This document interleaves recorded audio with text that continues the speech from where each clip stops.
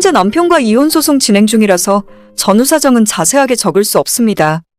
앞이 캄캄하고 저와 아이의 미래가 보이지 않아 답답한 마음에 사연을 보내게 되었어요. 저와 남편은 34살 동갑내기 부부로서 3년 전에 결혼했습니다. 남편이 연애 때부터 정말 무던한 성격이었고 제 말이라면 껌뻑 죽는 사람이에요. 남편의 키가 크거나 외모가 뛰어난 것도 아니고 현재 직장에서 연봉도 제가 더 높을 정도로 빼어난 구석이 있는 사람은 아니지만 연애하기 전 1년 동안 저를 좋아한다고 따라다녔고 한결같이 저만 생각해주는 모습 때문에 결혼을 결심하게 되었습니다. 제 말 잘 듣는 이런 남자랑 살면 남편 때문에 속 썩을 일 없을 거라고 생각했고 제가 성격이 좀 드센 편이라서 저를 맞춰주는 사람을 만나야 잘 살 것 같더라고요. 그렇게 남편과 결혼을 했고 시댁 형편이 저희 친정에 비해 좋은 편이 아니라서 신혼집은 저와 친정부모님이 준비를 했고 남편과 시댁에서 혼수를 맞춰서 들어왔습니다. 보통 이런 식으로 한쪽으로 기울어진 결혼을 하면 시댁 쪽에서 며느리 눈치를 보는 경우도 있다고 하던데 저희 시어머니는 전혀 그런 거 없으셨죠. 신혼 초부터 제 길을 죽이려고 하시는 건지 우리 집에서 2시간 반 걸리는 지방에 있는 시댁으로 주말마다 내려오라고 부르셨고 사소한 집안일을 시키거나 잔소리도 엄청 하시더라고요. 이제 보니 전부 시어머니 본인이 시집와서 당했던 시집살이를 저한테 대물림 하시려고 그러셨던 것 같은데 처음에 몇 번 장단 맞춰주다가 너무 유치하고 우습게 느껴져서 어머님이 뭐라 하거나 말거나 신경도 안 쓰고 살았네요. 남편은 결혼 전에는 제 말만 듣고 제가 하자는 대로 하는 모습이 좋았는데 결혼하고 나니까 그냥 물러터진 홍시 같은 사람이었습니다. 제가 뭐라 잔소리를 해도 제 앞에서만 알겠다고 대답만 하고 자기 엄마가 싫은 소리를 해도 그냥 그러거나 말거나 별 신경 안 쓰고 살더라고요.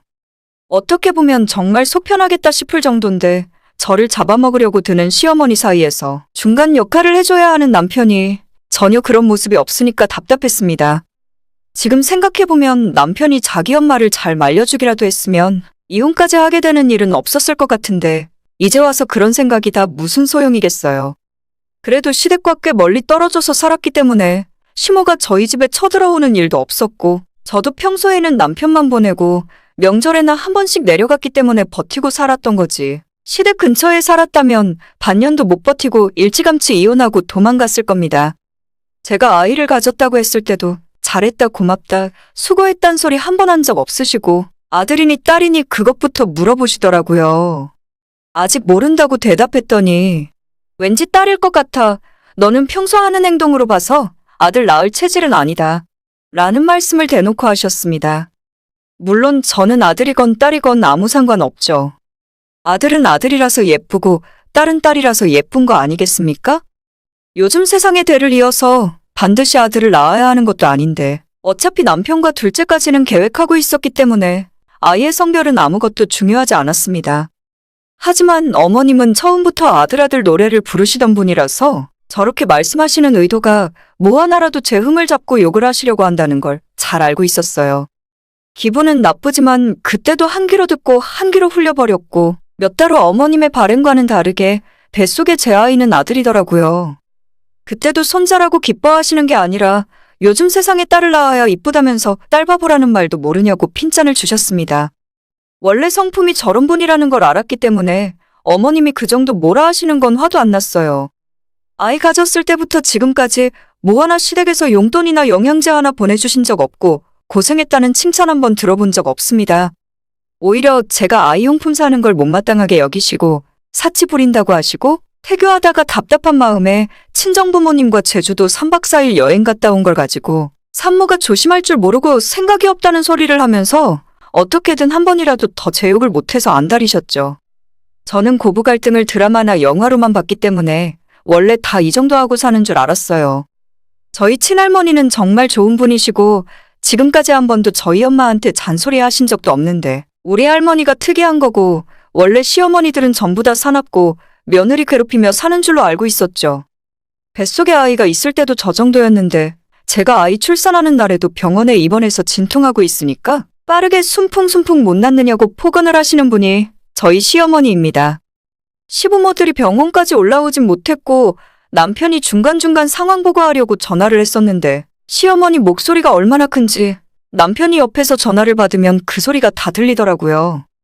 꼬박 하루를 진통을 하다가 결국 산부인과 의사의 판단으로 응급제왕절개 수술을 하게 되었고, 그렇게 아이를 낳고 난 뒤에 시부모와 영상통화를 할 때도 고생했냐는 말이 아니라 너는 왜 그 쉬운 애 하나를 못 낳아서 수술까지 하냐면서 돈이 썩어나냐 하셨어요.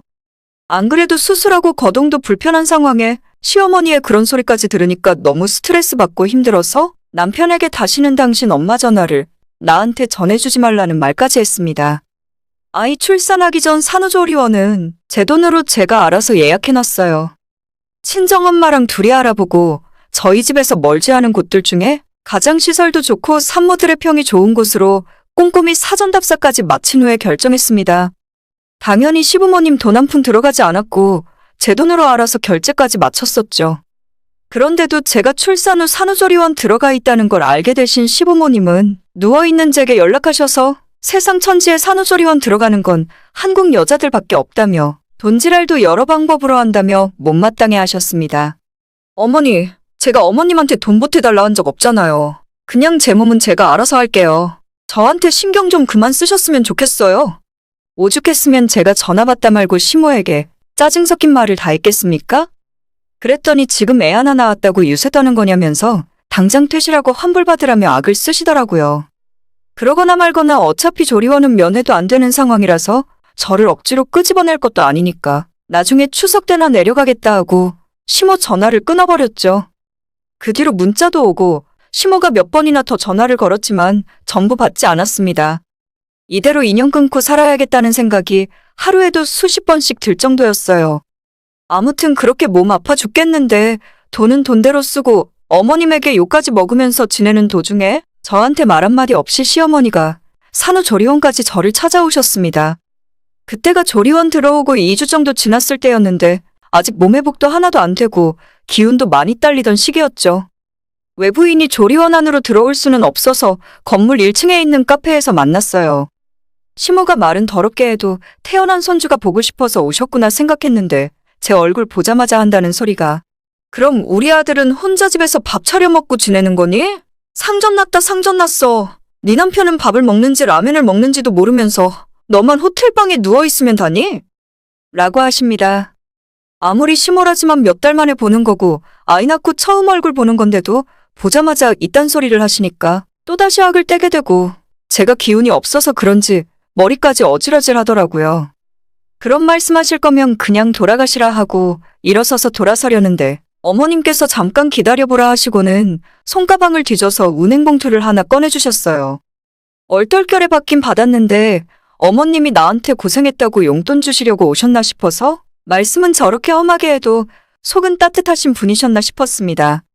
방금 화내고 일어났던 것도 약간 민망해지고 아무리 못된 시모라지만 돈 앞에서는 마음이 사르르 녹는 기분이었는데 봉투를 받아들고 보니 뭔가 좀 이상하더라고요. 아무리 만져봐도 그 안에 돈이 들어있는 느낌이 아니고 뭔가 묵직했어요.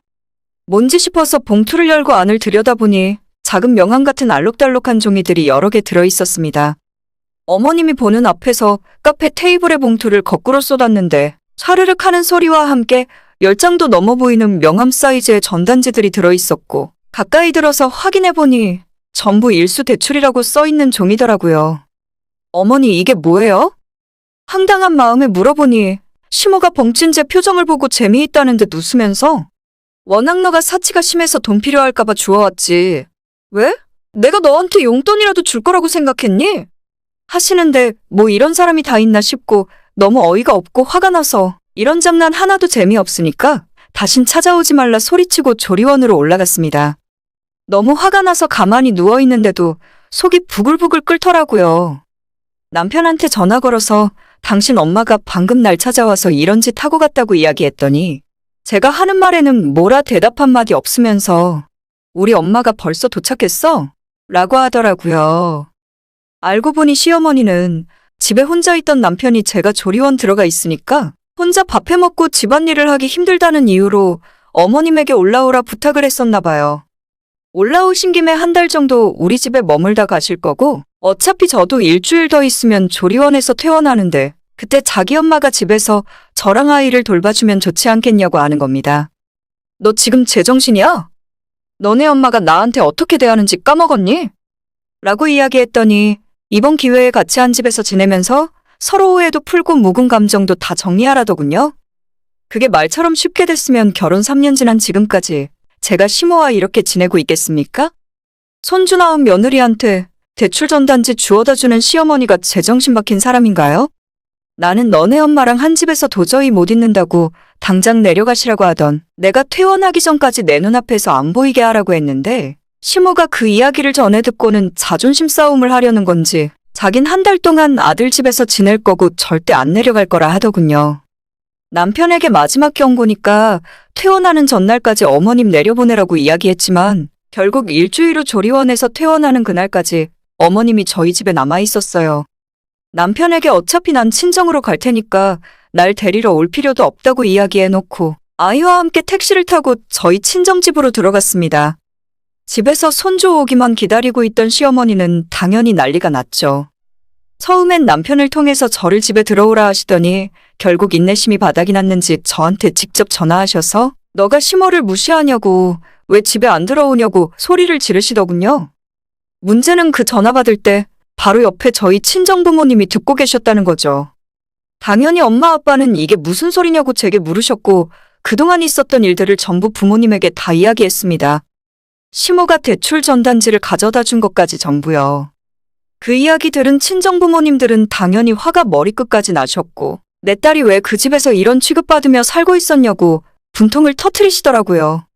저도 인내심의 한계를 느끼고 헤어질까 말까 고민을 하고 있던 참이었는데 이제 막 태어난 아이가 너무 불쌍해서 차마 이러지도 저러지도 못하는 중이었습니다.